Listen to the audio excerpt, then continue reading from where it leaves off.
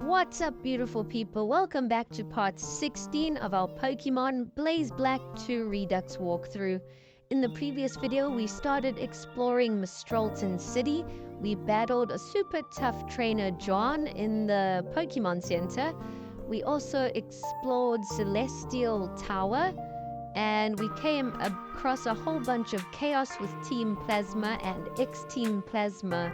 We also came across an Elite Four member, and we battled Chorus again, and he had two crazy android-like Pokemon things that we knocked out.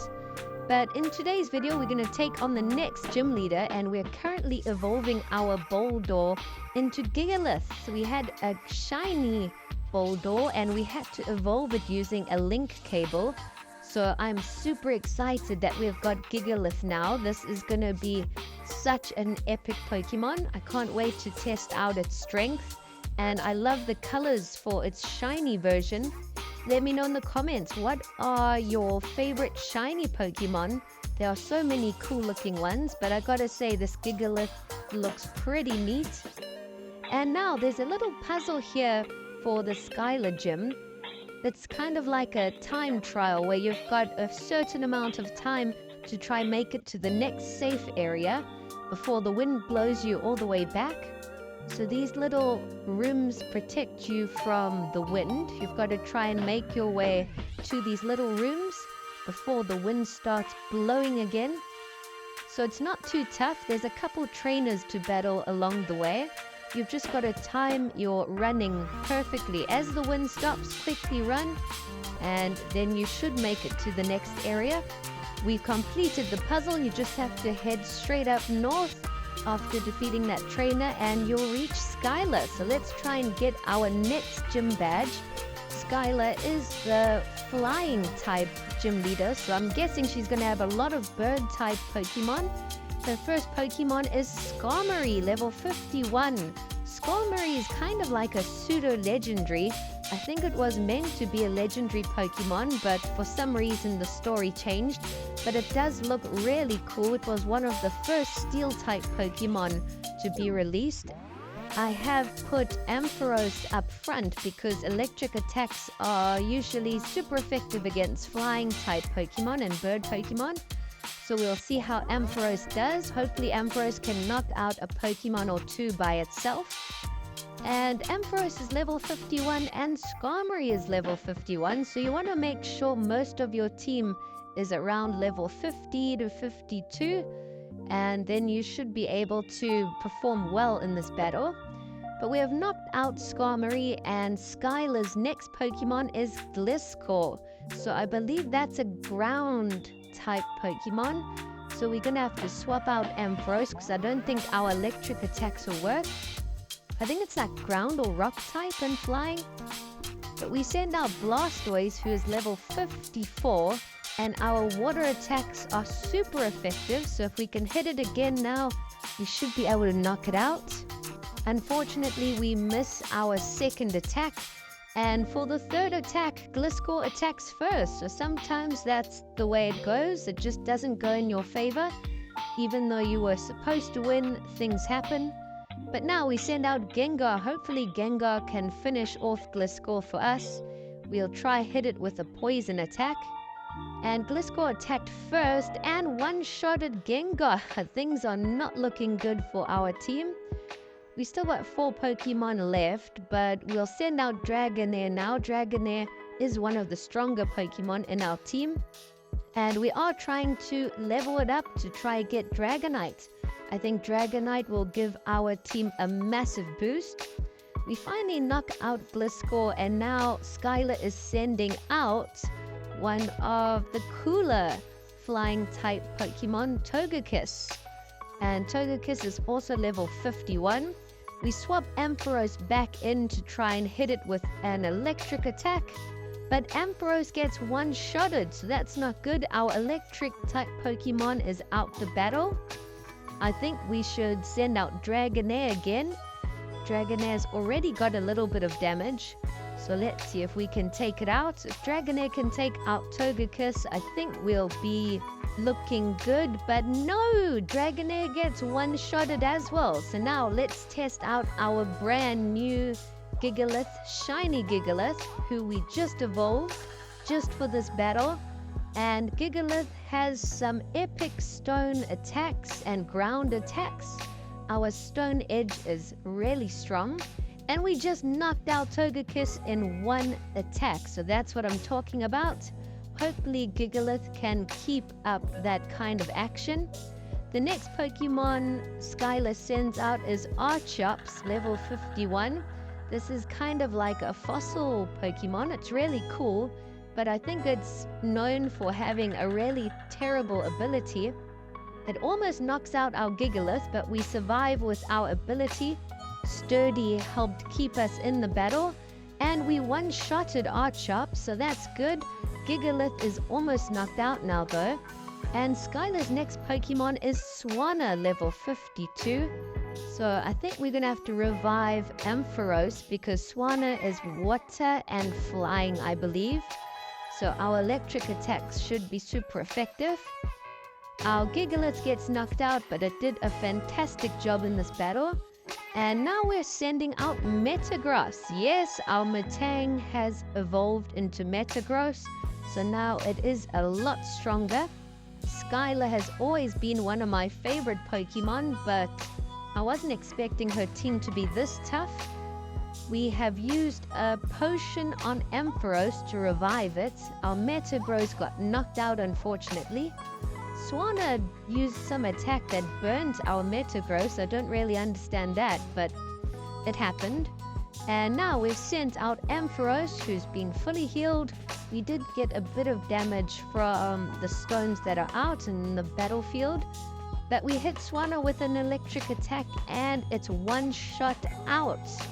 Let's see, how many Pokemon does Skyla have left? She must be really close to her final Pokemon. Yes, I think Drifblim is her final Pokemon, which is a ghost flying type.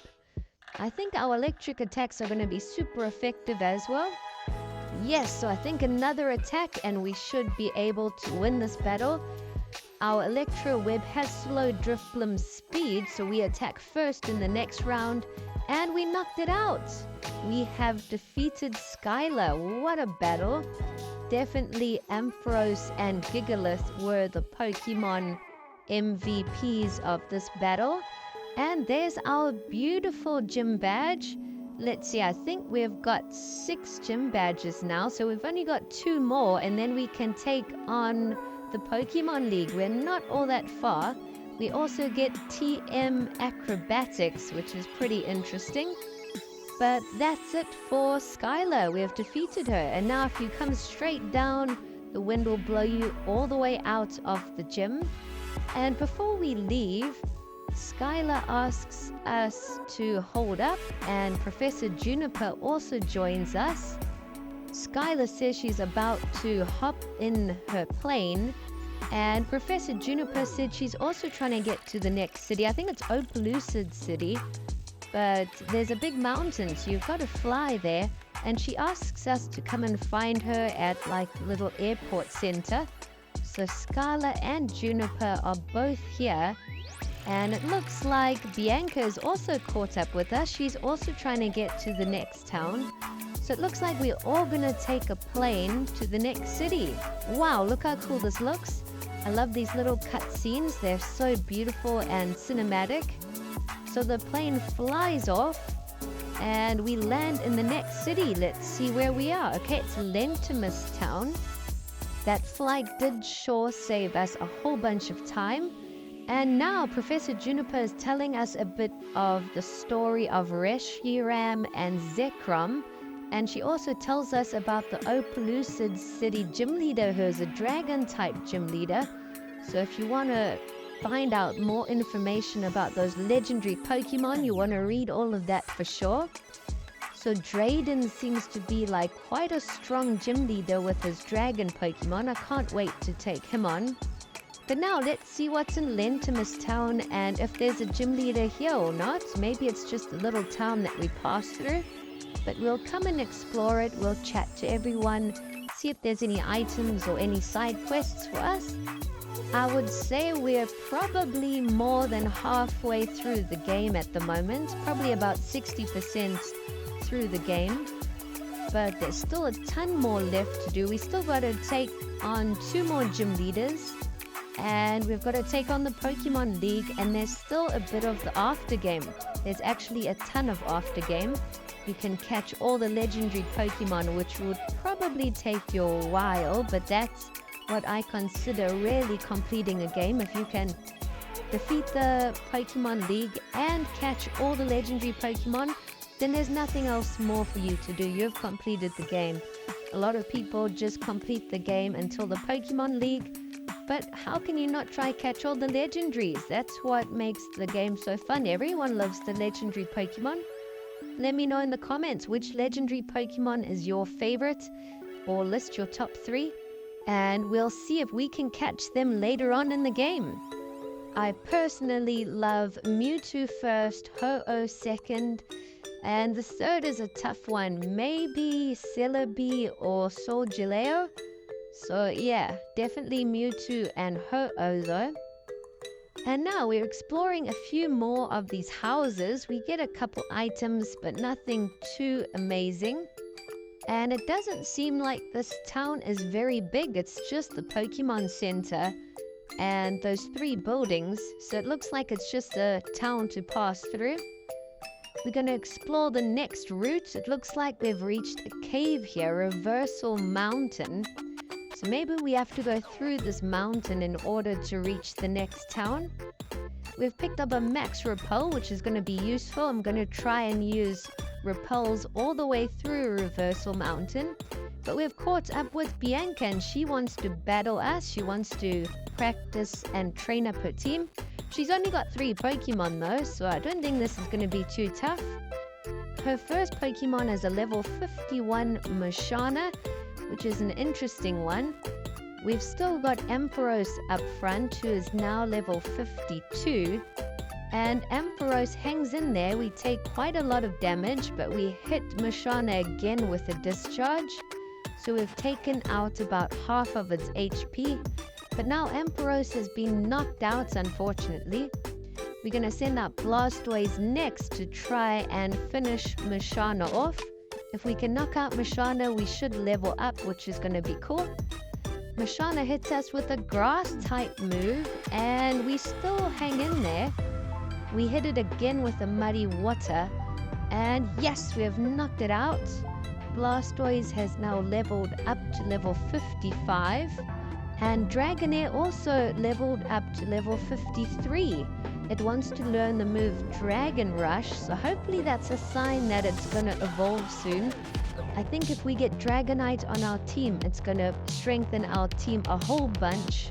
Dragonite is like a pseudo-legendary Pokemon, and it's really strong. It's definitely one of my favorite Pokemon from Gen 1.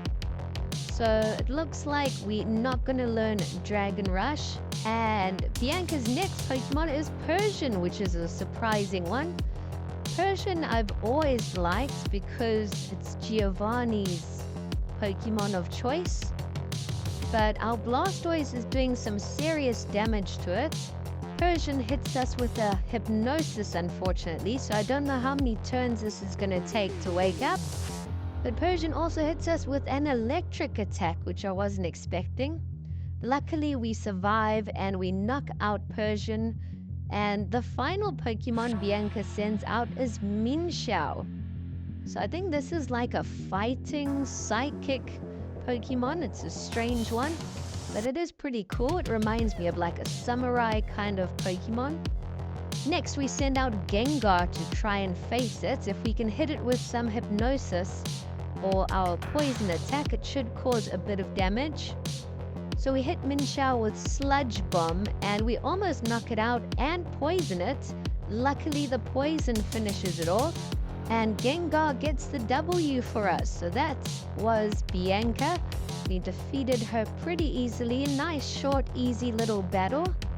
And now we're going to try and explore Reversal Mountain. Let's see where this takes us. And Bianca says she's going to join us. So from this point, we can do tag team battles against any wild Pokemon or trainers. I am going to skip through all the trainer battles that we come across because there are quite a few. And we'll see if we can find some hidden areas or some items and see how to get out of here. Hopefully this will take us to the next city where there's a gym leader. I really want to take on the dragon type gym leader. He sounds really strong. The one exit takes us out of the mountain here where we find 2 items. There's a beautiful view. We also get the TM flamethrower. So it looks like there's a few little exits and doors to explore in this mountain. And this one also takes us to a little exit where we see an item hiding behind a building. But we're going to have to go back and take another route. So let's keep going east. There are a ton of trainers in this cave, so just be ready for that. You're going to be battling a whole bunch. But it looks like we have found another entrance deeper into the cave. So we'll keep exploring. Let's just go around and try pick up these items if we can reach them before we go deep down. We find another TM. And there is something I like about dragon Pokemon. They're probably my favorite type. I love dragon types. I love fire types. And I love psychic types. Those are probably my top 3. But I also like fighting and dark. But what do you guys like? I'm very curious to hear what are your favorite Pokemon types. There's cool Pokemon for all types. But dragon Pokemon just look really awesome in my opinion. Okay, we make it down here. And apparently Bianca says something about Heatran. So I don't know if Heatran can be found in this area in the after game. That would be pretty cool if we could catch it now. But normally you can only get the legendary Pokemon after you've defeated the Elite Four. There are 1 or 2 that you can get beforehand, but generally you want to try and complete the game first. But let's keep exploring. It looks like we got to go all the way back where we started and take this other route. We have found an item and this also leads to a dead end, but we picked up a nugget. So it looks like the first route when we entered the cave was the real route. And we're going to go all the way back now and try this new route and see if we can get out of this cave. At least we have explored the cave thoroughly and picked up all the items. And there's so many tag team battles in here, but it's a good time to strengthen up your Pokemon. So if you want to add a new Pokemon to your team, do it before you enter this cave because they'll get a ton of experience. I think most of my team is going to be close to level 60 after all of these trainers and wild Pokemon in here. This cave is almost like a maze, so you just have to remember where you have gone and where you have explored already. We've made a little detour here and it looks like there's an item for us to pick up. But we've reached another dead end. We've picked up a Magmarizer, so that can be used to evolve Magmar into Magmortar, I believe. That's a really cool item. If we can get a Magmar or a Magby, I might add it to our team because Magmortar is probably my favorite fire-type Pokemon. That's not a legendary.